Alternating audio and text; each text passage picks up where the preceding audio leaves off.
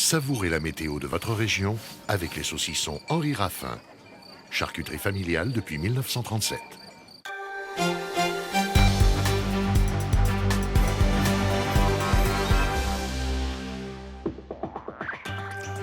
Bonsoir, bienvenue dans votre journal des Alpes. Voici les titres que nous allons développer. À Grenoble, une école maternelle vandalisée. L'école Anatole France a subi de sérieuses dégradations le week-end dernier. Plusieurs classes de maternelle ont été saccagées. Les dégâts s'élèveraient à près de 15 000 €.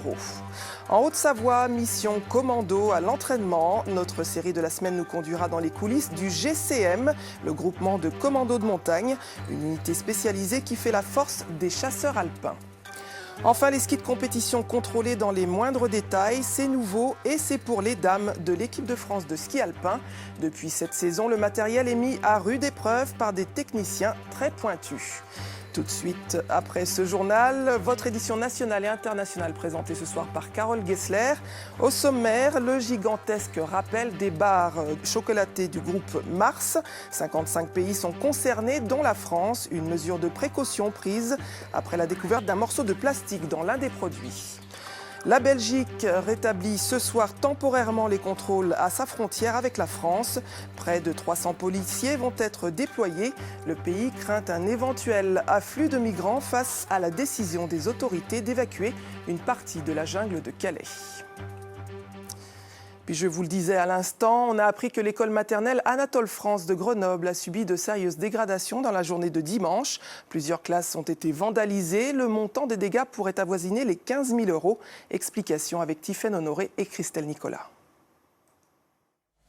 Des portes brisées, du double vitrage fracturé, de la peinture jetée sur les murs. Les classes et les couloirs de l'école maternelle sont saccagés. Pour la première enseignante qui arrive sur les lieux, c'est un choc. C'est dur parce qu'on se doute bien que ce sont des jeunes qui ont venu faire ça parce qu'ils n'avaient rien d'autre à faire. Ils se sont dit qu'ils allaient casser l'école, ça allait les occuper. Et c'est désolant parce qu'on travaille ici, parce qu'on voit les enfants, les parents tous les jours, qu'on s'investit et c'est déprimant. Les intrus auraient vandalisé l'école dimanche dans la journée.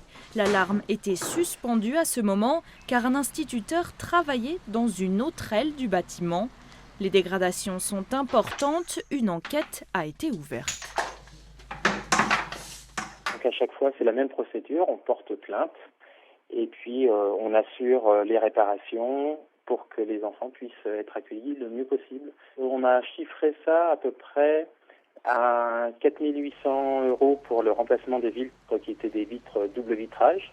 Et puis, presque 6 000 € de nettoyage. Les agents d'entretien ont déjà bien avancé ce matin pour remettre l'école en ordre, mais certains dommages seront plus longs à réparer. L'établissement devrait tout de même accueillir ses 200 maternelles à la rentrée de lundi. À présent, cette information en montagne. 3 skieurs membres du club de ski alpin d'Albertville ont été pris dans une avalanche cet après-midi à Seillac, dans les Hautes-Alpes.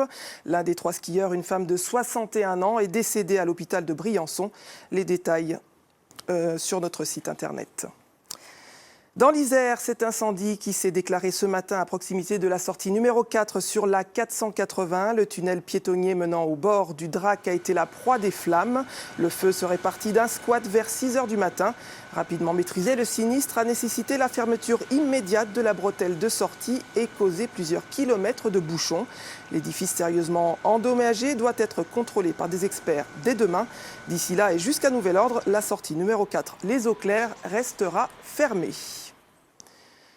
En Savoie, le bilan 2015 de la sécurité a été dévoilé. Plus de morts et d'accidents sur les routes, mais moins de faits de délinquance, avec une moyenne de 2% de baisse. Une situation peut-être influencée par l'état d'urgence plus sensible à proximité des frontières. Regardez. C'est l'un des effets inattendus de l'état d'urgence. La délinquance est en baisse en Savoie, 30% de vols en moins en 2015 et une baisse de 7% pour les cambriolages. Par contre, les violences physiques sont en hausse. Il s'agit des violences familiales et des bagarres dans les stations. c'est souvent de l'éducation, de la prévention. C'est un peu plus compliqué pour nous. Par contre, sur la voie publique, la présence importante des forces de police, et notamment au cours de cette année 2015 qui a été particulièrement tragique sur le sol français, explique que peut-être il y a moins eu d'affaires de violence, puisqu'il y avait plus de policiers sur le terrain.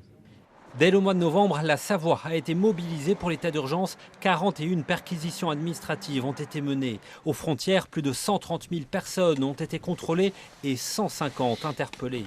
Quant aux stations qui sont voisines de l'Italie, la police aux frontières assure pouvoir surveiller également les domaines skiables et naturels. Même si on n'a pas un système de veille permanente dessus, on a un certain nombre de dispositions en termes de renseignements et en termes de signaux qui nous permettent d'agir dès la descente de la station par rapport aux éléments qui nous seraient donnés. Concernant la sécurité routière, la mortalité est en hausse de 11%. Le nombre d'accidents a augmenté de 12% par rapport à 2014. La cause principale, les stupéfiants, suivis de l'alcool et la vitesse. 6 radars seront donc à double sens sur l'ensemble du département. Là où on a mis un radar, je vous promets, il y a donc moins d'accidents. Parce que les gens ralentissent. Alors après, c'est pour ça qu'on a créé et qu'on va créer ces leurres, pour que les gens ne lèvent pas le pied quand ils voient le radar et qu'ils accélèrent après. Mais les radars vraiment diminuent quand même la mortalité et surtout la vitesse descend. Pour 2016, la Savoie accueillera 15 nouveaux gendarmes et des postes supplémentaires pour le renseignement territorial. À lire sur notre site internet le renvoi en correctionnel du mari et entraîneur de Gianni Longo, Patrice Ciprelli. Mis en cause dans une affaire d'importation de produits dopants, il avait reconnu avoir commandé de l'EPO pour son usage personnel. Tous les détails de cette affaire sur notre page internet alpes.france3.fr. En matière de sécurité, ce sont eux, les spécialistes. Le 27e bataillon de chasseurs alpins d'Annecy a débuté aujourd'hui une série d'exercices dans le ciel haut-savoyard. Objectif, préparer son prochain départ pour l'Afrique. Conséquence, des hélicoptères de combat et autres transporteurs à la manœuvre toute la semaine. Serge Voret et Ariane Combe. Pour l'instant, c'est rendez-vous en terre connue. La place d'armes de la caserne Tom Morel à Crangevrier. D'un côté, les hommes du 27e, de l'autre, les équipages et les machines du 1er et 3e régiment d'hélicoptères de combat. 4 jours et nuits pour se tester, se caler entre ciel et terre. Il y a 2 aspects majeurs, l'appui-feu hélicoptère, c'est-à-dire faire du guidage d'un hélicoptère qui vient nous appuyer sur un objectif. Donc c'est vraiment travailler le dialogue entre le pilote et l'homme au sol qui demande cet appui. Et le deuxième aspect, c'est travailler l'aéromobilité dans le cadre d'opérations héliportées, c'est-à-dire le savoir-faire d'embarquer dans un hélicoptère, mais surtout de débarquer sur une zone d'opération d'un hélicoptère. Et là, pareil, ça nécessite du savoir-faire. Il y a un dialogue fin entre le pilote et la troupe embarquée qui est mise au sol. Et puis, il y a la mission, celle qui, une fois les hélicoptères disparus, doit permettre aux chasseurs de montrer de quel professionnalisme ils font preuve.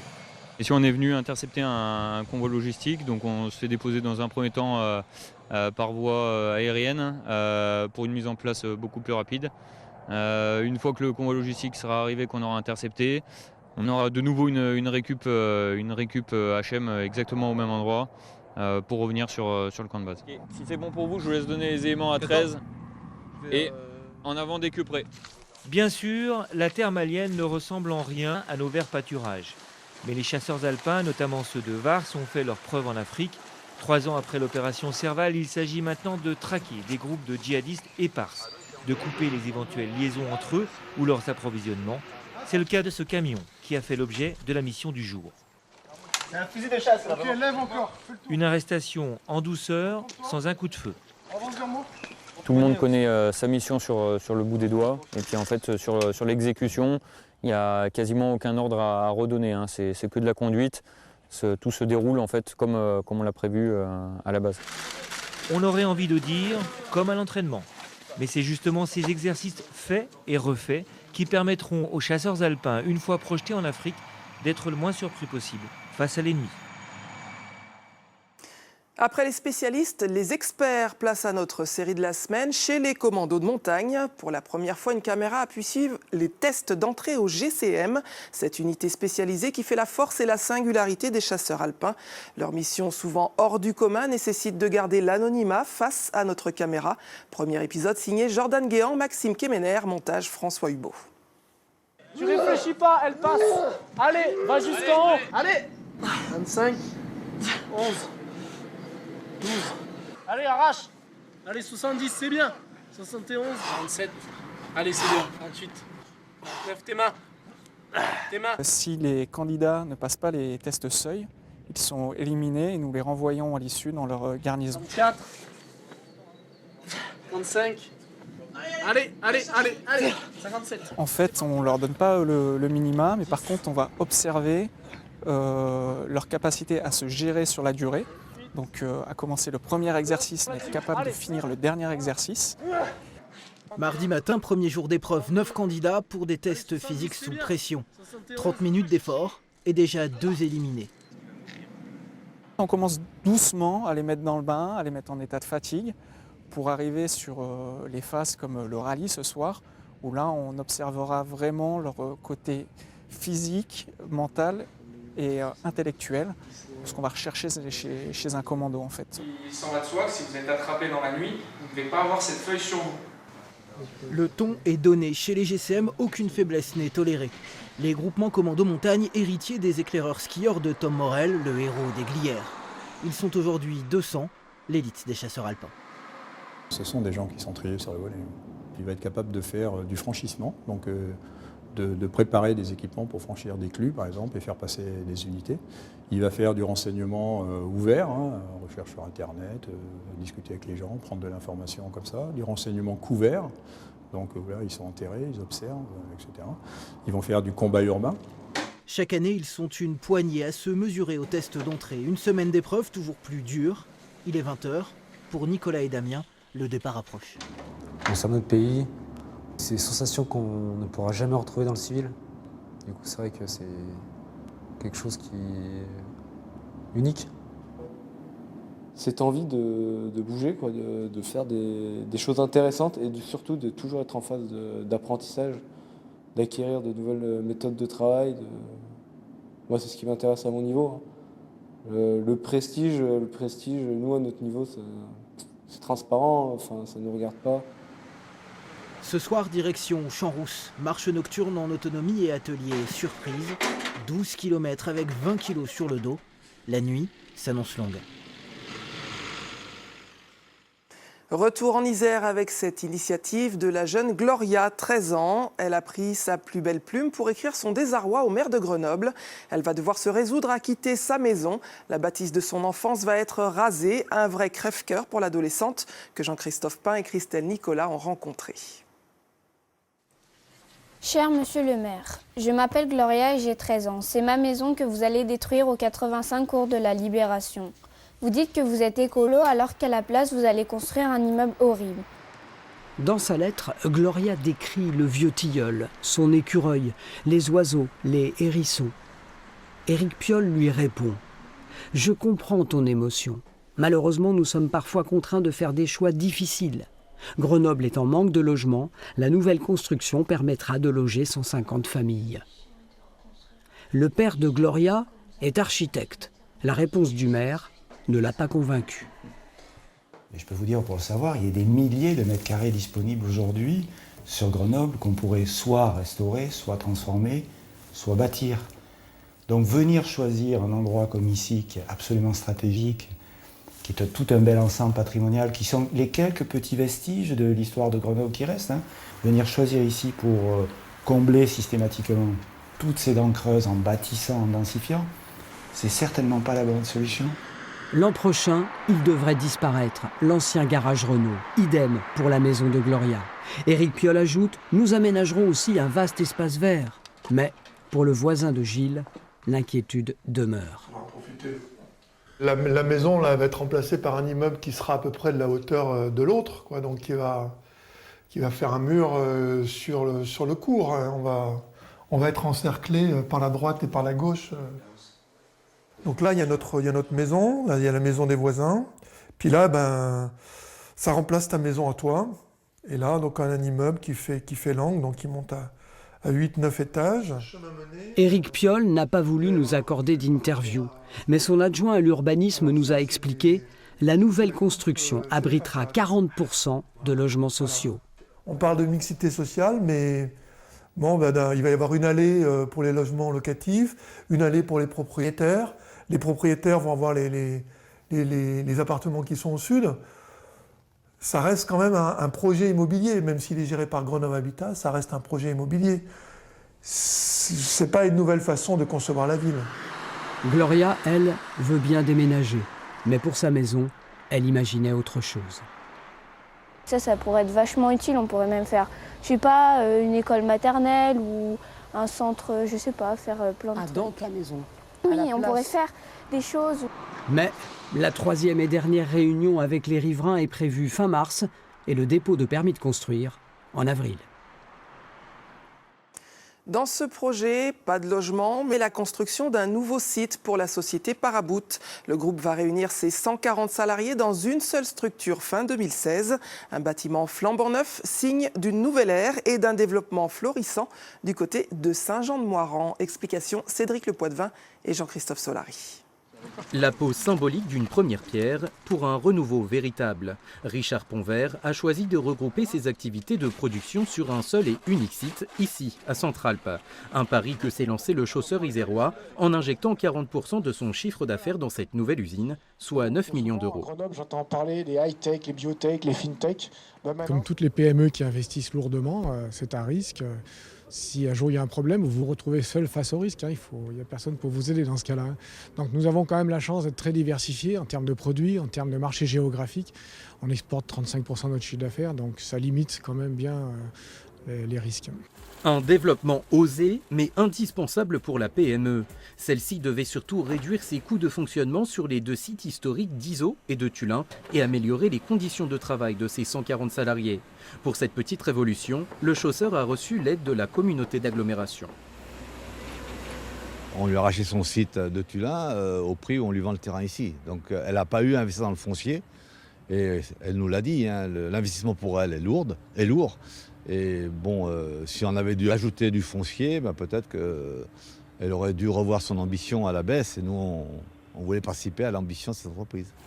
Une entreprise dont la marque vedette Paraboot fait fureur en Asie, où elle réalise notamment 23% de son chiffre d'affaires au Japon. La production de ses chaussures haut de gamme, Made in France, reprendra dès la fin 2016, avec en prime l'arrivée d'une boutique d'usine à Centralpe. Ça ne vous aura pas échappé, il fait très doux pour la saison. Les incidences sur la nature sont déjà visibles. Les arbres bourgeonnent, les premières fleurs apparaissent discrètement mais sûrement. Petit tour par un printemps précoce dans les monts du Lyonnais avec Mouloud Aissou et Patrick Perel. Dans les champs, de l'orge et du blé en herbe, dans les vergers, des abricotiers en fleurs. Cet hiver printanier bouleverse l'ordre des choses. Dame Nature impose sa loi.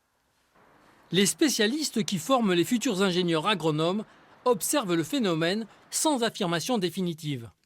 C'est difficile à anticiper, mais je dirais que, notamment pour la production fruitière, le principal intérêt que ça peut avoir, c'est d'avoir des productions qui sont, des récoltes disons, qui sont plus précoces et qui donc peuvent permettre d'arriver sur un marché où les fruits peuvent être vendus à un meilleur prix, etc.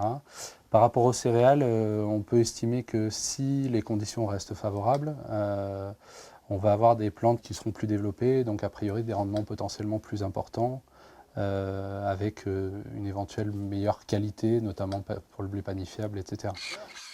Alain Coquard, arboriculteur installé dans les monts du Lyonnais, vient de commencer la taille de ses cerisiers. À quelques mètres de là, ses abricotiers sont en pleine floraison.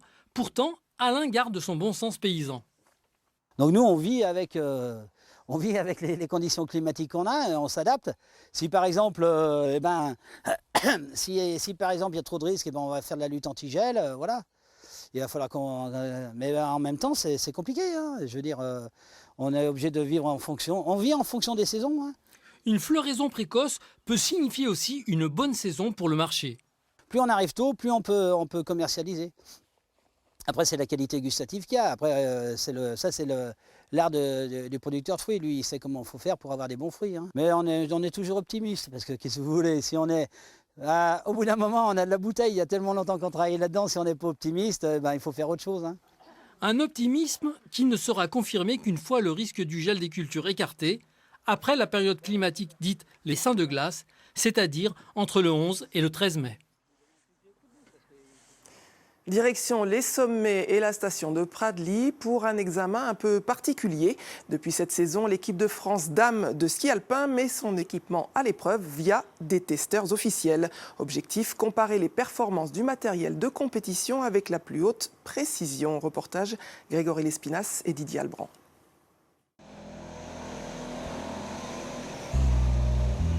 L'aurore vient de disparaître, la station est encore vide. À côté du balai des dameuses, une silhouette est déjà à pied d'œuvre. Comme dans un laboratoire en pleine nature, Pascal relève la température de la neige et de l'air. Son métier, tester les skis des championnes de l'équipe de France. Aujourd'hui, ce sont ceux de la descendeuse Margot Bellet qu'il passe au crible. Des skis a priori tous identiques et pourtant... C'est tous les mêmes, alors suivant comment ils ont été fabriqués, suivant les différences de température dans l'usine, on voit pas mal de différences. Donc notre boulot, c'est de trier les skis, trouver le plus vite.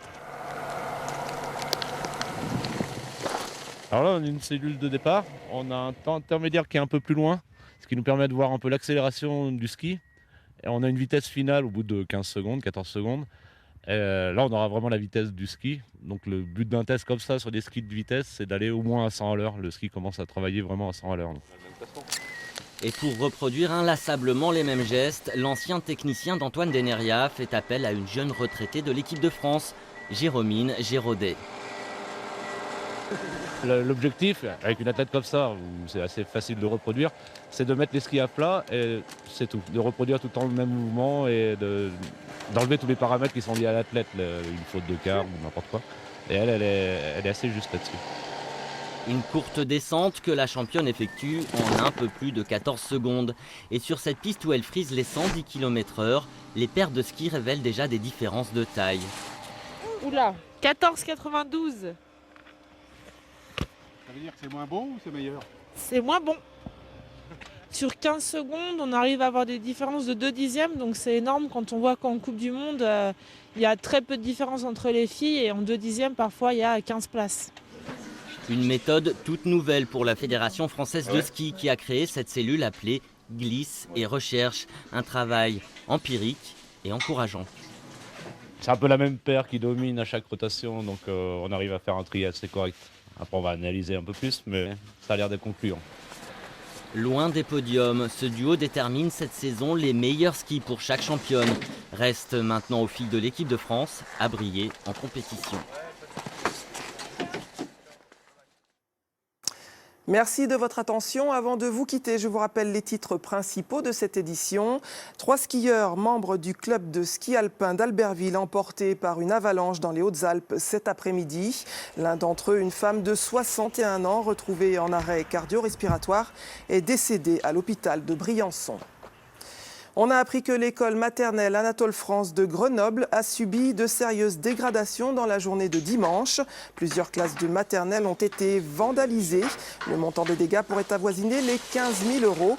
Toutefois, la rentrée des vacances d'hiver prévue lundi prochain devrait se dérouler normalement pour les petites sections.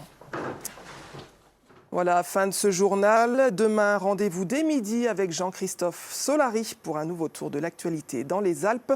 À suivre la météo et votre édition nationale et internationale. Bonne soirée à tous. Merci.